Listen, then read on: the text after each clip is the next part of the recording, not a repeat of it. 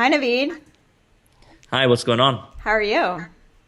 Doing great in beautiful Barcelona right now. So A great just day in enjoying time. Barcelona. Yeah, it's been great. I've been here for a few months, traveling, and was in Cancun most of 2015, and now in Barcelona for a few months. So awesome. Wow. Well, let me just read kind of a quick bio into who you are, just for folks who don't already know your work. Navid Moazzez is a recovering law school student turned lifestyle entrepreneur. He has made a name for himself in the online business world as a leading authority on how to create, promote, and profit from a virtual summit to skyrocket your business and brand online. He's known as a lifestyle entrepreneur who is now living his ideal life, running his business from cool locations around the world. The current location being Barcelona. The current location, Barcelona. Well, we don't know in a few months from now where I'll be. Maybe in Turkey, Australia, wherever, the wherever I go. It's just enough with an internet connection and, good Wi-Fi. That's kind of my struggle last year in Cancun. I had like point 0.5 upload speed or something like that, and now I have 30 or 300 download and 30 uploads. So it's pretty good. Wow. Well, that's a transition, right? But a transition in a Yeah. great way. So that's good. Very good. Very good. I can definitely do more video now since I hopefully they see better quality video from all the interviews I do. Right. So I want to kind of just start, if you can kind of give us a little bit more kind of flavor into how you got here, living the dream, working off your Wi-Fi and that sort of thing Yeah. in Barcelona. Where did you come from? Well, it was definitely not always like this. I originally I'm from Sweden, and so kind of didn't have a lot of people around me growing up that were doing these online business things. There's a lot of startups there, but I didn't have that around me. My dad, he's a doctor. My mom is a teacher. So kind of growing up, it was all about, hey, you gotta go the traditional path, going to I mean, for an Iranian dad, they typically want your kids to go either to law school, to dental school, or medical school, or Hmm. become an engineer. So I had a Hmm. few options there, and I didn't get into medical school or dental school to my dad's disappointment, but I got into law school, one of the top law schools in Sweden. So I went there right after kind of high school. So I graduated with two high school diplomas, one from the United States actually. So I spent a year kind of abroad, and then coming back to Sweden, got that, then didn't know what I wanted to do, and got my kind of went into law school. It felt good for the first few years, but I just a few years in, this is not for me. I don't want to Hmm. do this. I don't want to be chained to a desk all my life. And then kind of the law school went a little downhill because I didn't really go to this class that much. Even though I kind of to my classmates, I always told them, "Hey, I'm doing this. I'm in.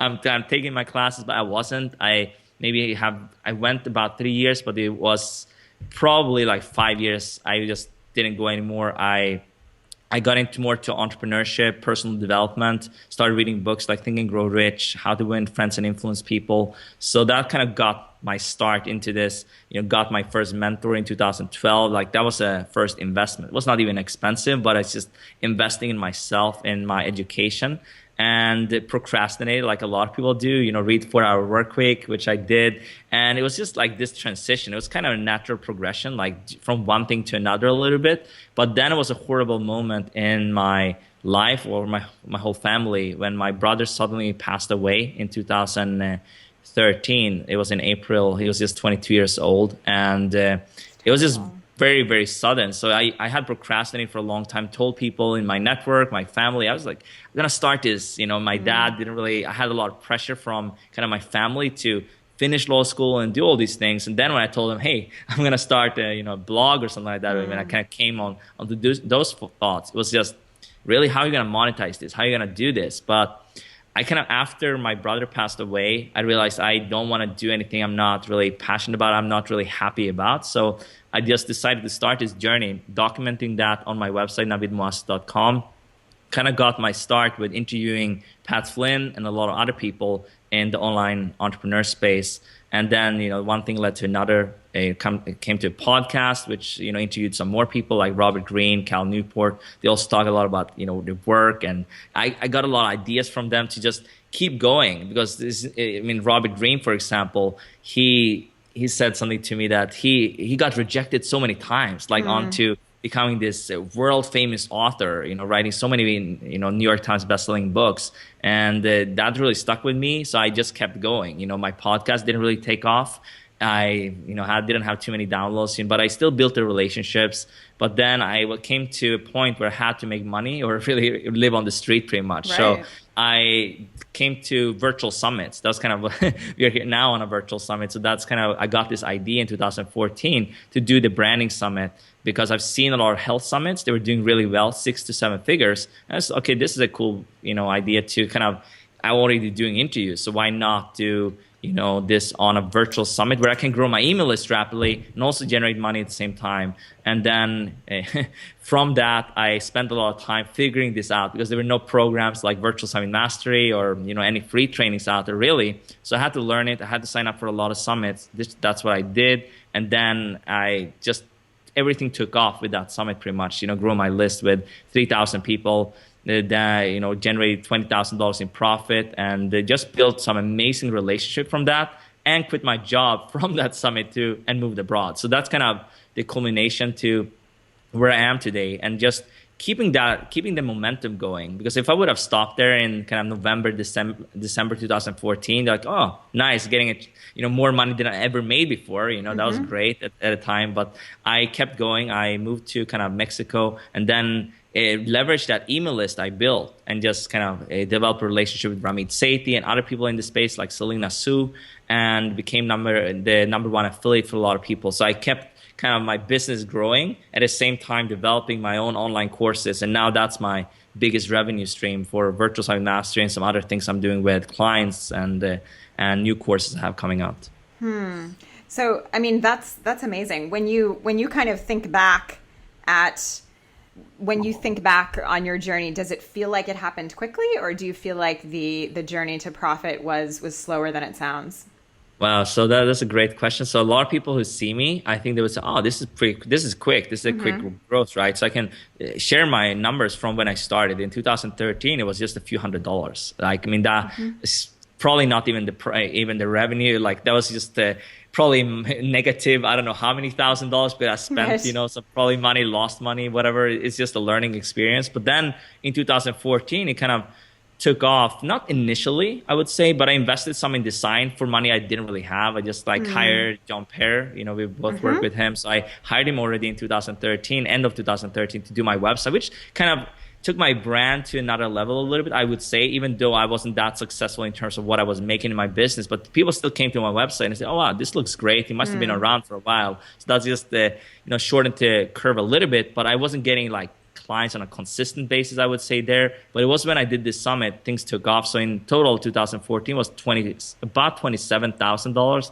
And then in 2015, over 200,000. And this year is about to 3x my business pretty much. So it's a very quick, if you look at it that way, it's quick. But for me personally, it was like 18-hour days. Like, that's like what it was to build this. So it's maybe some people couldn't have done it, but I didn't have the experience going into this. I had to learn everything. I didn't have any connections with people.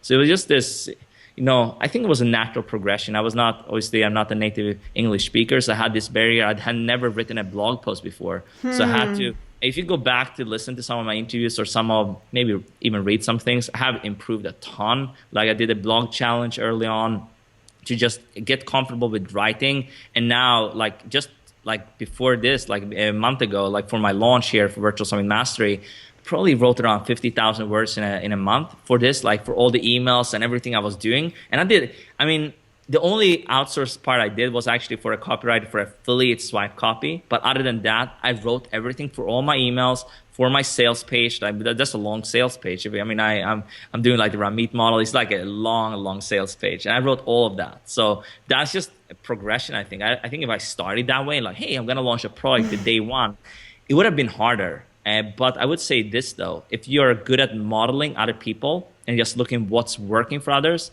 you don't have to be the foremost copywriter. I always saw what I can do for myself. For my first summit, I saw what other people were doing, and then I implemented some things, made it work for me. I think that's one of my biggest skill sets, why I have gotten this far. And even for my launches now, I'm very good at looking what other people are doing and making it work for me without really copying other people.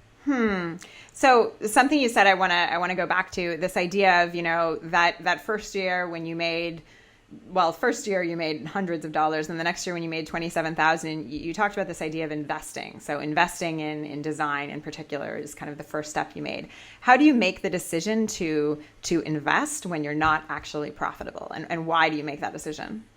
Yeah. So for me, I don't know. I mean, for me, it was kind of weird because you can start very inexpensive with like a WordPress template or something like that. If you want to start a website, this is great. There's great templates out there. So you can get started for very cheap. So I wouldn't necessarily recommend if you don't have any money. I didn't have money. So I just got a very good deal with him. Like he really helped me. So I'm very thankful for it. I didn't have to pay everything up front. So now, I mean, I could never have paid, let's say, if you just told me, hey, pay $3,000, that would have been impossible for me. Yeah. And now, like the other day, I just sent over $4,000 to GP for some work he did. Like now it's more, now I can do that. But when I started, it was just, yeah, can I start with like $500 or something like this? Like, can I start there? So I just he kind of believed in me, I guess, and now I'm helping him a lot. I mean, that's why you work with him. That's what a lot of other people work with him. I've sent him a lot of clients. It's just like growing. So I mean, I'm sure it's gonna be, a very high 5-figure amount I've sent him so far.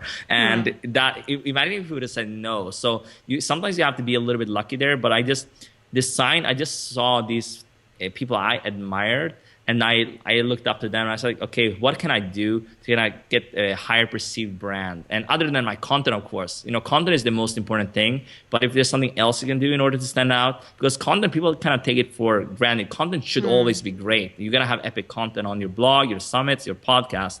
But something else people weren't really doing was design, especially when they're starting out. So that was one way I could stand out a little bit in the beginning. And I did get some clients from this, not just a ton or anything like that. It's just maybe that shortened the curve a little bit. But then it came to like I was launching the podcast. I was doing everything other people told me to do.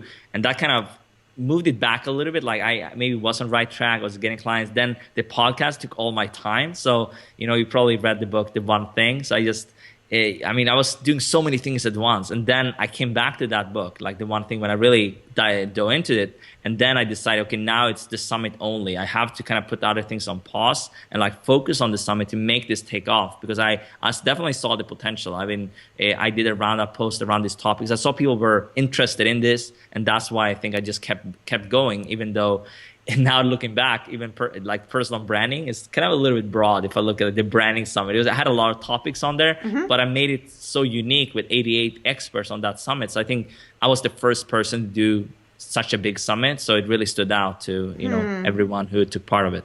So, I mean, I love this idea of the one thing. And I'm so glad you brought it up, because what I want to understand is, when you're talking us through making hundreds of dollars and then making 27,000 and then making 200,000 that next year, and now tripling that, how did you figure out what to focus on? How did you go through that process? Yeah, so I mean, as you said, I think for everyone it's going to be different. If I would have just started from scratch, I know exactly what I would do. It's just the relationships with people. I think that's extremely important. That's why I'm here today. One of the reasons, the relationships for sure, building these authentic, powerful relationships before you actually need them. Because people are not just going to promote you. Like, that's what I noticed with a podcast. People were sharing this, let's say on social media. They loved my podcast. Some people said it's great content. I was writing these epic guides, but I noticed something. I wanted to partner with people more and like build on these relationships. And that's when I got the idea, like Summit, that can really, just take things to another level if I can get some people on board and make it a big win-win for them. So I think that's kind of how I started to figure out. I had the podcast, people liked it, but I wasn't getting a ton of opt-ins from it or anything like that. But then just getting that, having this transition going into the virtual summit and doing that around something kind of was around the brand I was doing. I was talking about personal branding, helping a client here and there a little bit with their brand. I was just a few steps ahead of them. You don't need to be the foremost expert in order to help someone either. Like, that's really what an expert is. They're a little bit better than someone else. They can teach something. And that's what I did. I didn't really say, hey, I've generated 6 figures or 7 figures. I taught from experience. And that's the same way I do now with my summit course. I can really say I've helped people generate all my students, who have gone through it, they have, grown the list with hundreds of thousands of people, and, in total revenues over $1 million. Now I can teach that from experience. And the more success I'm getting, the more people sign up for that. And I think it was like that when I was just starting out too. Like, people could see, okay, that's a little bit success helping some people. So I didn't really earn the right to have maybe more clients on this topic either. I didn't have the most established brand. So in that sense, it was okay. And then I just stumbled across, people started asking me questions about Summit. When I kind of went into it, that's kind of how I figured it out. My audience, that signed up for this summit, they were really impressed by the work I put in. So that's how I got into, helping people create, promote, and profit from the virtual summits. And now, I'm getting questions about other topics too, like, how did you build these relationships with Robert Greene, Ramit Sethi? How did you get to meet them? So I have another course coming out called Connect with Your Heroes. So it's just listening to my audience. It's just that. I didn't think I would create a course on virtual summits when I started. It's impossible, but just building the audience first and then seeing what they want from you. Obviously, you're gonna be strategic about this too. Like, you're gonna have something in mind. You're gonna have your ideal customer avatar in mind. But if you just listen to them, survey your audience, get on a phone with them. If you have a small audience, get on phone with your, some people on your email list and see what they want. That's one of the best ways. And then the absolute best way, getting them to take out their credit card to pay for a pilot. And that's what I did during my summit. They actually paid money for my virtual summit program initially. I didn't have any content, didn't spend any time creating anything so far, but they paid for that. That's amazing. That was your sort of seed launch, your first pilot launch, the first time you launched it. It was not a real launch or anything. I would recommend doing it differently if I really knew what to do. It was just like, hey, I have this program. It was kind of like spontaneous, like on this first hangout of my virtual summit. I had someone interview me because I had some questions coming in about summits, and we decided just to share some stuff. And people, they liked it, and they say, do you want to do a summit next year? I have a pilot coming out. Just sign up for the all access pass and you get access to my pilot. And it was like a slow process for me to get the pilot out there and all that. So it's kind of, the main launch is kind of, happened in September 2015. So it's kind of, almost 9 months after I launched a pilot in some way. I was helping people in the Facebook group and so on, but it was not a full-blown program yet for Virtual Summit Mastery, like you are part of, in Virtual Summit Mastery now, and all the other students. That's very interesting. So I want to ask a little bit now about, because you've mentioned it a couple times now, this idea of mindset. And obviously mindset is kind of a buzzy word online that, a lot of people think they know what it means and maybe think it's important, but don't really understand why. How has mindset sort of affected you in growing your business? Yeah, that's pretty much everything I would say in the beginning as well, because I think from investing in myself the first time in 2012, I got a mentor. Actually, was just kind of finding a mentor in a forum. I was kind of identifying myself with. I want to live this life. He lived in Colombia. He's a U.S. person. He lived in Colombia. He was just running his retreat there or something like that, and having some form of online business. But I thought it was cool what he was doing. So I connected to him, and then we talked about launching navidmoazzez.com already then, but I think he helped me a lot realize some things.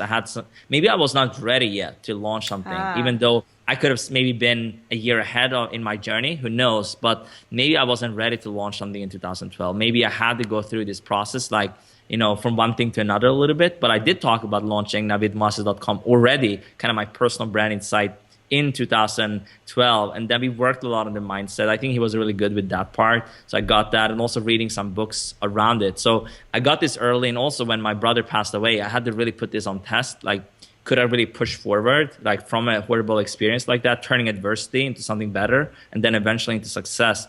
And I think that's one of the things that just kept me going. And I'm not saying that you need adversity in your life to just do it. You just need to think about that. You don't have it the worst in the world. There's people have it worse than you. You just need to keep pushing it. You could be one step away from achieving your goal. And I was so close to actually giving up before my virtual summit, the branding summit, because I just pushed through. I was to my designer, I said, what if I don't get any sales? What if I don't get any people opting in? So I definitely had those fears for the summit. So that kind of went ups and downs. But I then thought back to, this experience with this mentor, and also my brother's, when he passed away. So I just needed to push through pretty much because I've told speakers, I've told other people about it. So I had the accountability, and I would have looked really bad if I just, okay, I'm not going to do the summit now because I'm afraid. I mean, what's that? So I just pushed through. That's kind of that's the barrier. I mean, you're one step away sometimes from your big break. And in my case, it was definitely that way because, when the day I turned in my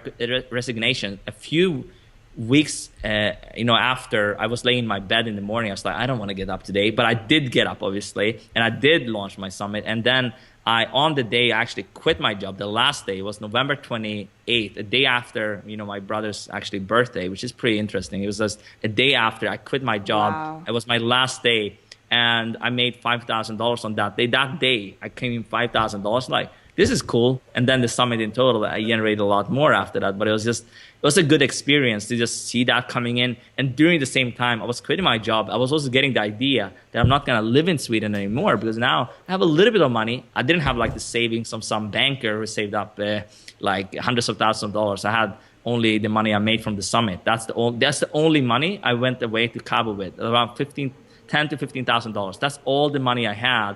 And then in January 2015, I made $40,000 like from some promos. It was just a little bit lucky, but sometimes you earn your luck too. I think I earned my luck. So that's kind of how I see it. I mean, I love that idea. You can earn your luck. I've been so impressed by your course. I guess I bought it 6 or 9 months ago, and it was really, I mean, it's just amazing content, and the people you've been able to connect me with in order to put the, stones in place to make things happen have been really, really amazing. So awesome. I think your course is just fantastic. So can you tell us what you're really focused on right now and where folks can find you? Yeah, for sure. I mean, I just wrapped up actually a launch for my program, Virtual Summit Masters. I've been really focused this year to do kind of my first 6-figure launch, and I finally did it. So that was exciting. Yeah, that was exciting. This is something I strived for, and that was my second main launch. So you can go pretty quickly. I mean, I just can share for the audience here. The first one was a small list of 1,500 people on the launch list, over $60,000 in revenue. And then I did one now recently. You haven't calculated everything, but it was for sure a good 6 figures from a list of around 5,500 people. Amazing. So you don't need the most massive list to do a big launch. It just needs a very targeted list. So I just wanted to get that message across. So you see these numbers of people, 100,000 people. Sometimes you can have a small list. You can be more profitable than someone with a big list. Yep. So that's something I was really focused on. Took all my time here in Barcelona recently. And now I'm kind of transitioning into, I have a new program called Connect with Your Hero. So working a bit on that. And then I have a big summit, coming up in the fall. So working on that too, but also trying to find a balance in this, because I was so focused now. So in the summer, I'm going to try to relax a little bit. And my summit is going to be live, for example, the next one. So I don't have to do any interviews in the summer, but it's going to be more work in September. Yeah. So I'm just thinking so I'm just doing it a little bit differently. Since I'm teaching about summits, I just feel that I want to just experiment a little bit, and I think it's gonna be fun for me too, and not do it always the same way. I'm teaching my students if they're doing the first time pre-recorded like this, and they have some live elements that works fantastic. But I'm just trying the live model for my next one. So let's see. Hopefully the tech works there. And so yeah, if you are interested in summits or just in following me in general, you can find more about me over at navidmoazzez.com, and also virtualsummitmastery.com/cheat sheet. You can check out the 7-step process Claire went through there as well for I did. I can't recommend it more highly. So yes, it was amazing. So, awesome. That's what I'm working on. So we'll see. We'll connect more and see where I am next year for sure. Awesome. Well, thanks so much for being here. This has been super valuable, and I'm very grateful. Thanks so much.